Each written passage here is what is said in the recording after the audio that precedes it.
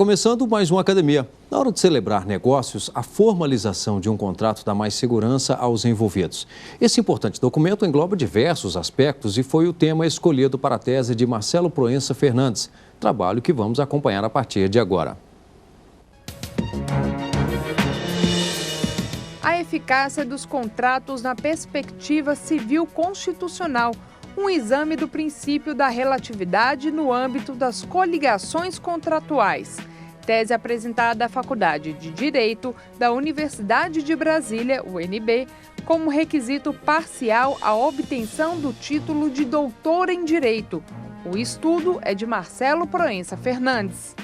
E para participar desta edição, nós recebemos o professor e advogado civilista Frederico do Vale Abreu e o mestre em Direito Constitucional e procurador do Distrito Federal, Alexandre Vitorino Silva. Quero aqui agradecê-los pela presença em nosso programa Academia de hoje e nós já vamos acompanhar um resumo deste estudo.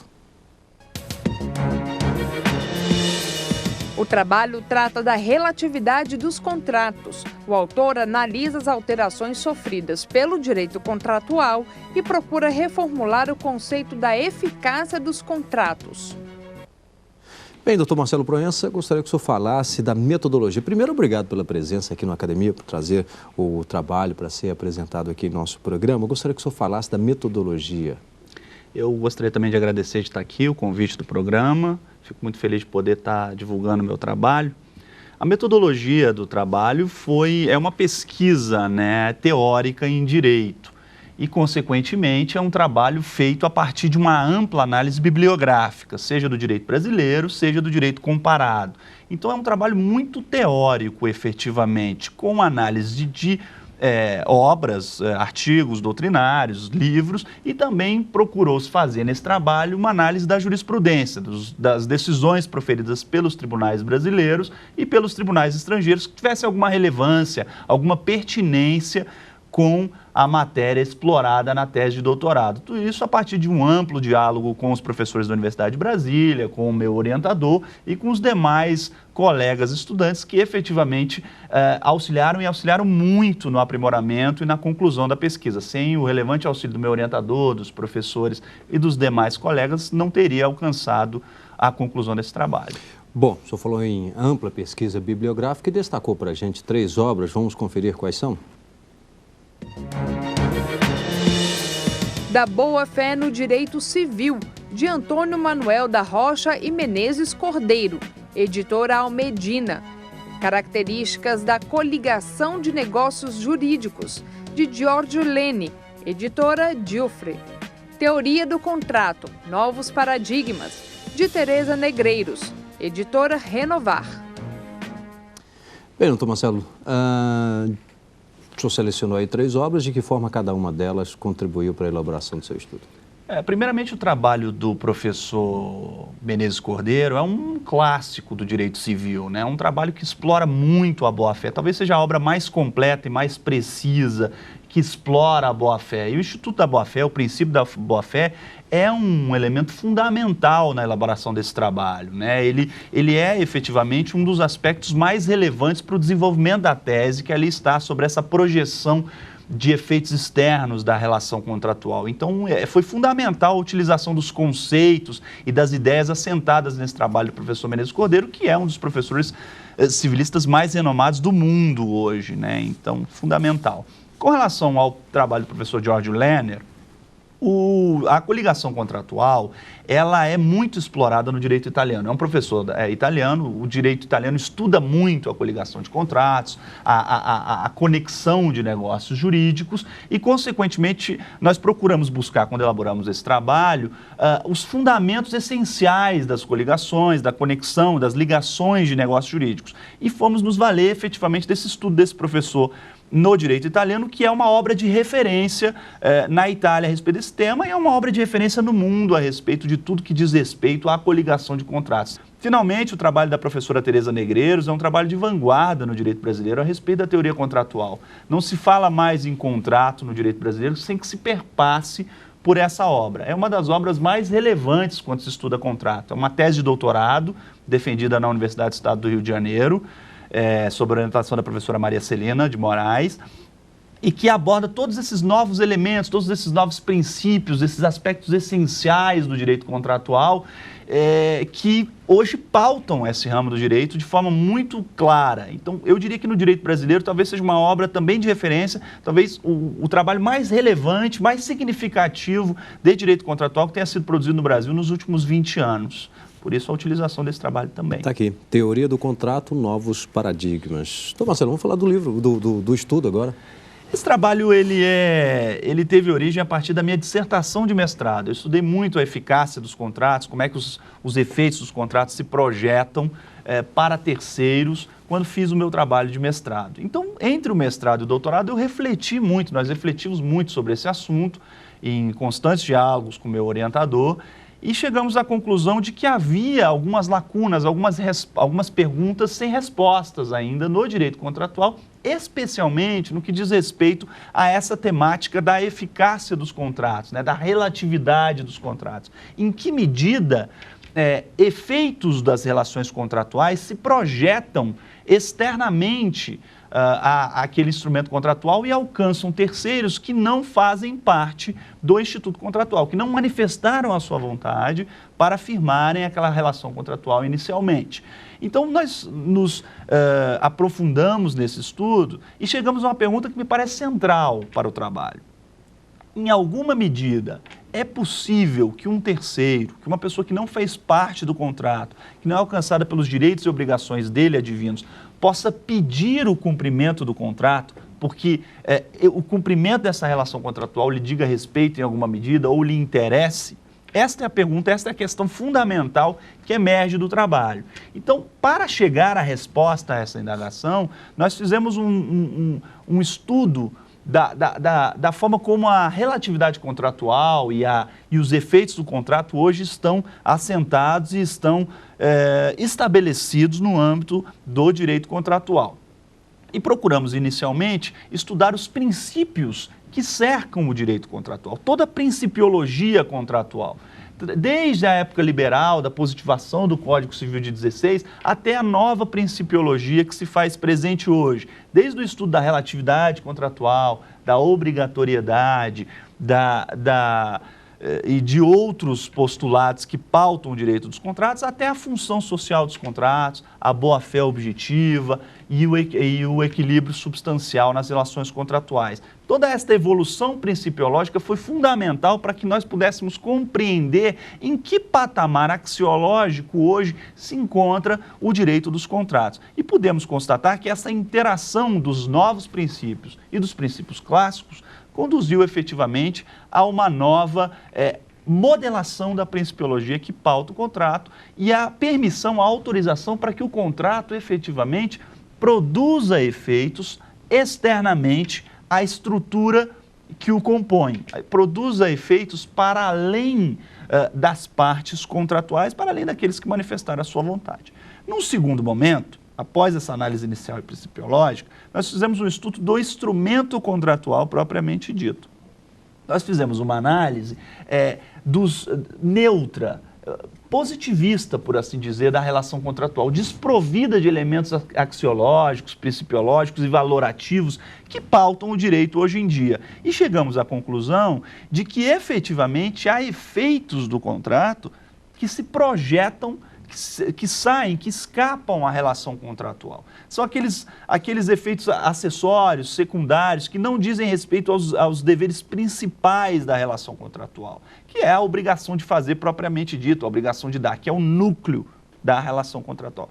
Há, efetivamente, todo um rol de efeitos, uma ampla eficácia que sai da relação contratual e alcança a coletividade em que essa relação se faz presente. E podemos perceber, a partir dessa análise instrumental, institucional da relação contratual, que, paralelamente ao exame principiológico, nós efetivamente podemos chegar à constatação de que há um enorme número de efeitos contratuais, amplo rol de efeitos contratuais que alcançam terceiros. Feito isso, nós nos encaminhamos para o terceiro capítulo da obra, que efetivamente é o núcleo do trabalho, que é a resposta à pergunta que formulamos inicialmente, no sentido de que reconhecer que efetivamente, dada essa nova configuração da relação contratual, esses novos efeitos que se fazem presentes nos contratos, é possível sim que terceiros procurem ver o contrato cumprido, tem efetivamente o interesse jurídico no cumprimento do contrato e a ação judicial correlata. Porque a partir do momento em que esses efeitos se projetam para terceiros, eles são alcançados por esse rol de efeitos contratuais, eles efetivamente se veem numa posição de interesse e legitimidade para ver o contrato cumprido em determinadas circunstâncias, em um contexto todo especial. Não é efetivamente em qualquer situação que você, de fato, verá a possibilidade do terceiro pedir o cumprimento do contrato. São situações bastante específicas, bastante especiais, mas elas são possíveis. E o trabalho demonstra empiricamente uma dessas situações, que é justamente a das coligações contratuais. Dada essa proximidade, essa grande interação que há nos contratos coligados, nos contratos conexos, como ocorre no franchising, na concessão comercial, por exemplo, na sublocação, as partes, mesmo que não estejam numa mesma relação contratual, a interação que se dá entre elas, jurídica e economicamente, autoriza que uma delas requeira o cumprimento do contrato por outras partes de outros contratos, desde que eles estejam efetivamente coligados, desde que eles estejam juridicamente ligados por uma causa comum, por uma finalidade econômica comum. Como se dá, por exemplo, num contrato de shopping center, onde todos os lojistas estão unidos num projeto comum, numa causa comum, que é o funcionamento adequado daquele centro de compras. Embora nem todos os lojistas tenham uma relação contratual em si, os contratos que eles firmam com o shopping center, com o centro de compras, são coligados. Bom, nós vamos fazer um rápido intervalo e em seguida estaremos de volta com a academia, já na fase de debates. Até já.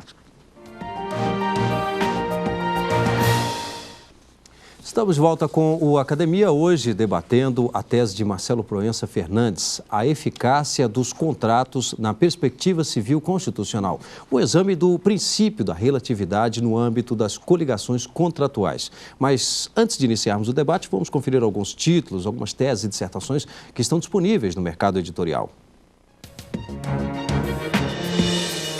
História do Direito, Perspectivas Histórico-Constitucionais, de Rodrigo Arnone, editora Atlas. Políticas Públicas e Direitos Fundamentais, de Felipe de Melo Fonte, editora Saraiva. Licença de marca, aspectos jurídicos e econômicos de um contrato que movimenta bilhões de dólares anualmente, de Tiago Jabur Carneiro, editora Juruá. Bem, para dar início aqui ao nosso debate, gostaria de contar com o doutor Frederico do Vale Abreu. Pois não.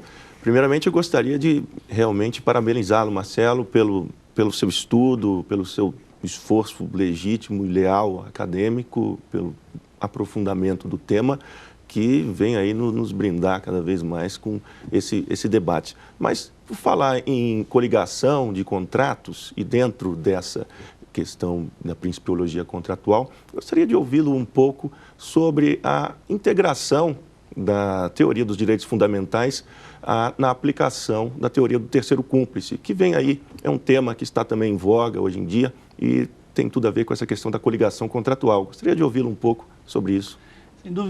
Sem dúvida nenhuma, Frederico. Primeiro, eu agradeço as palavras, mas sem dúvida nenhuma a eficácia dos direitos fundamentais, a incidência dos direitos fundamentais, seja na perspectiva horizontal, seja na perspectiva vertical, é um aspecto fundamental do desenvolvimento da teoria da coligação contratual e da nova modelação do princípio da relatividade. Se você analisa o princípio da relatividade sob uma perspectiva constitucional, necessariamente você tem que analisar essa eficácia dos direitos fundamentais, até porque o direito civil constitucional pressupõe uma eficácia horizontal dos direitos fundamentais.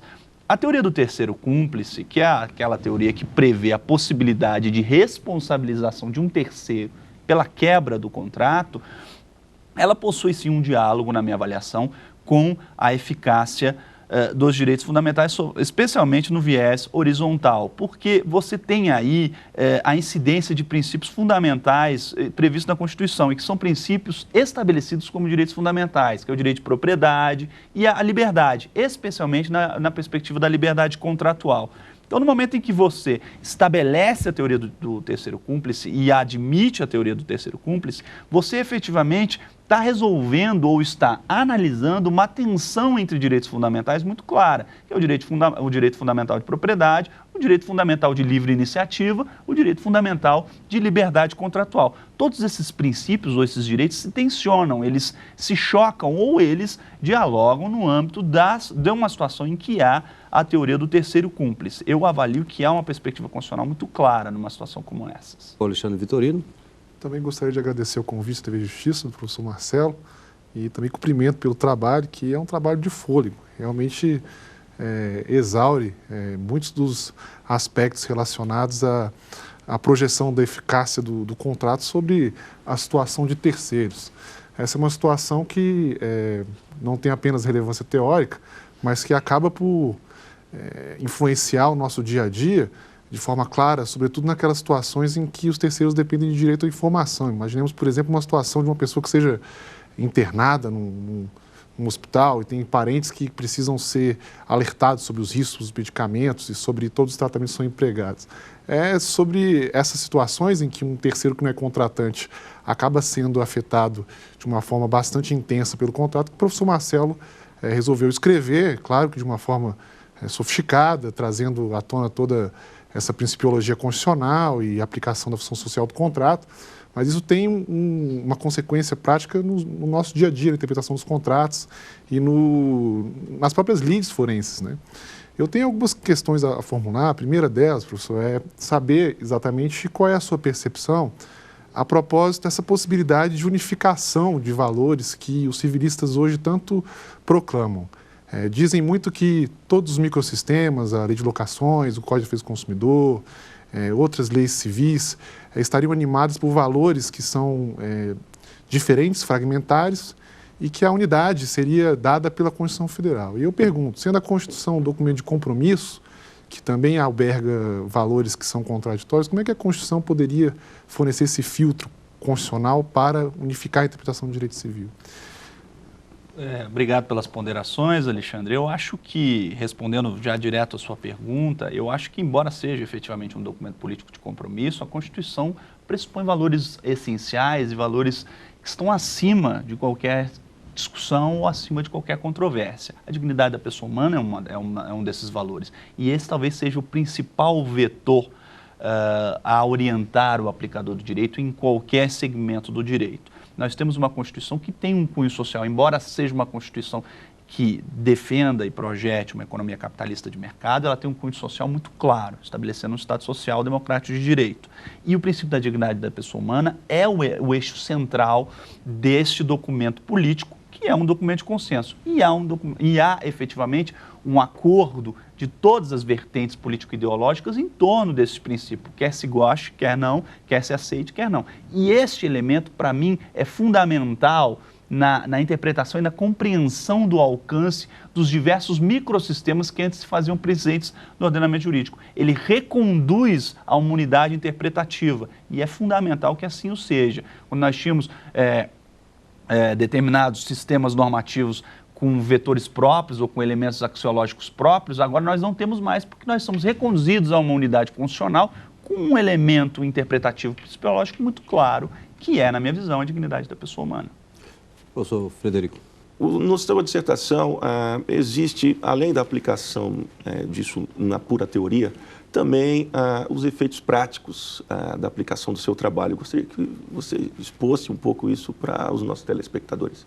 Eu acho que há aspectos práticos muito relevantes nessa questão abordada no trabalho.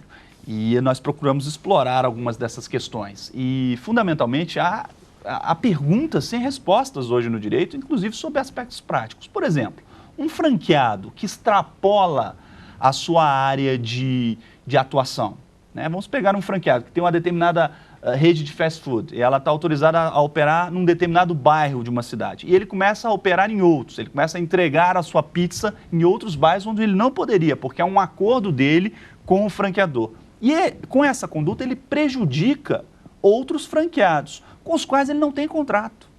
Esses franqueados podem acioná-lo judicialmente, eles têm algum interesse, alguma pretensão contratual ou extracontratual em face desse franqueado? Né? Mesmo que eles não tenham nenhuma relação jurídica contratual, nenhuma relação negocial, essa é uma questão, porque eles, num contexto de uma coligação contratual, efetivamente há deveres sistêmicos, há deveres que se impõem a todos, independentemente de estarem previstos no contrato ou não.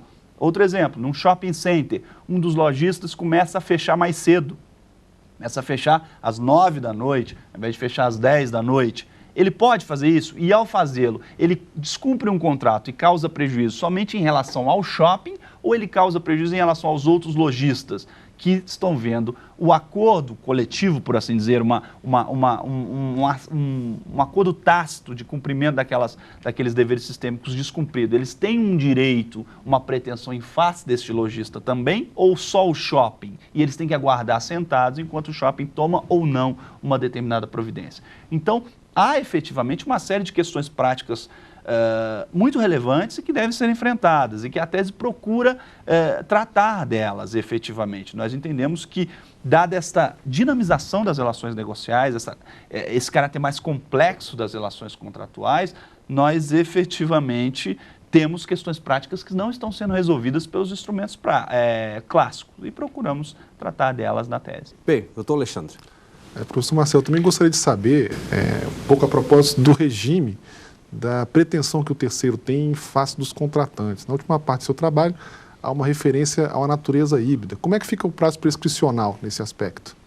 O regime de responsabilidade civil, num contexto como esse, ele é efetivamente tema para um novo trabalho, uma nova tese de doutorado. Mas nós procuramos tratar dele no final para que não ficasse completamente omisso. E chegamos à conclusão de que hoje há efetivamente uma interpenetração, um diálogo muito grande entre a responsabilidade civil aquiliana e a responsabilidade civil contratual. Dadas essas novas formas especiais de vinculação que se fazem presentes no direito privado. E as coligações contratuais e essas novas situações surgidas a partir da remodelação da relatividade contratual, elas se encaixam perfeitamente nesse regime jurídico híbrido de diálogo entre as duas. Foi isso que nós procuramos dizer, olha, não dá para categorizar como responsabilidade civil contratual, nem como responsabilidade civil extracontratual. Não dá para dizer que é uma ou outra. Nós temos que trabalhar com os dois institutos, com os dois instrumentos e procurar dar as respostas necessárias quando os problemas surgirem.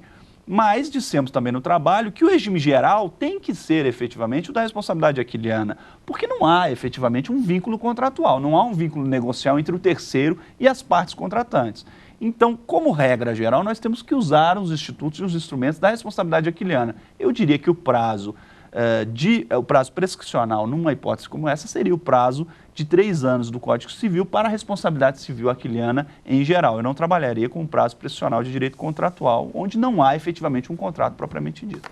Bem, doutor Marcelo Proença, muito obrigado pela presença, parabéns pelo trabalho também ao doutor Frederico do Vale, muito obrigado, Alexandre Vitorino também, obrigado pela presença, pela participação aqui no Academia.